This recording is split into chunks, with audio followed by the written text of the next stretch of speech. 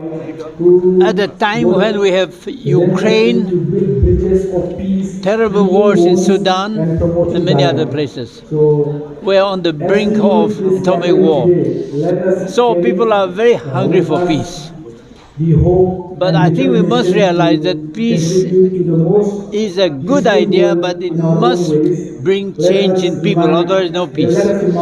Peace can become slogans, but unless human beings, selfishness in me will change, ego and pride will change. It remains a slogan, and it creates more cynicism and despair, and then it goes to bloodshed and violence. So I think this is what the main point I want to make. Few words on Manipur conflict. And then in Bodoland, at the time when we are hearing about all these bad news from these places, Manipur has shocked all of us. At this time, we are able to meet like this, and so many are enjoying, believing and working together in a very natural, genuine way, because they have some experiences of transformation in their own lives. To my mind, that is very, very significant. And Bodoland is our Western sentinel. It is very important for the rest of India and the rest of Northeast India.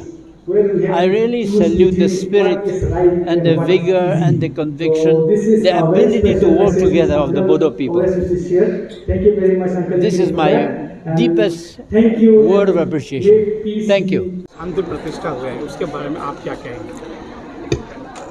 सही में कहूँ तो मुझे बोडोलैंड के बारे में प्रमोद जी जब student leader थे तब वो पहली बार मुझे मिले थे, और तब से मुझे बोडोलैंड आने की बहुत उत्सुकता भी थी और इच्छा भी थी। तो जब ये मौका मिला तो मैंने कहा कि मुझे ज़रूर लेना है।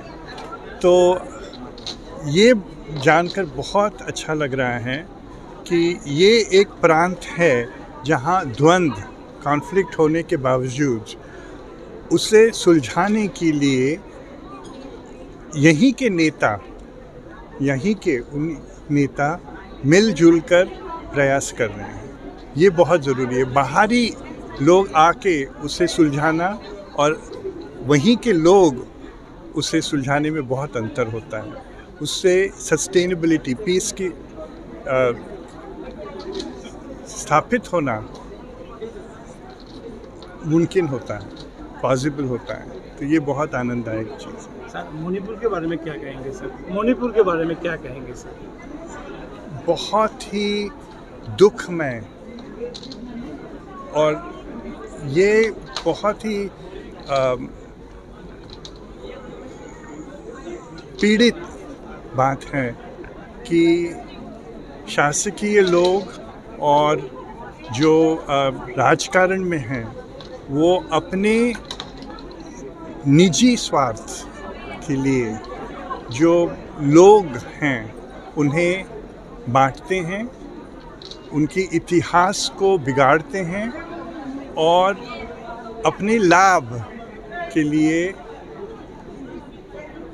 पीढ़ी का नुकसान बनाते हैं। ये बहुत ही दुखदायक है और मुझे आशा है कि आप लोग सब मीडिया के लोग हैं कि आप इस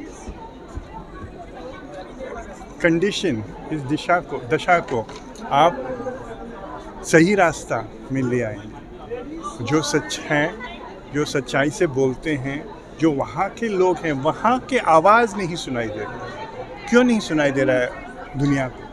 मणिपुर के लोगों की आवाज़ क्यों नहीं पहुँच रही? उनके बारे में बाकी लोग बताते हैं लेकिन उनकी आवाज़ क्यों नहीं सुनाई दे रही? और मेरा ये अनुरोध है मीडिया से कि आप उनकी आवाज़ को ले आएं।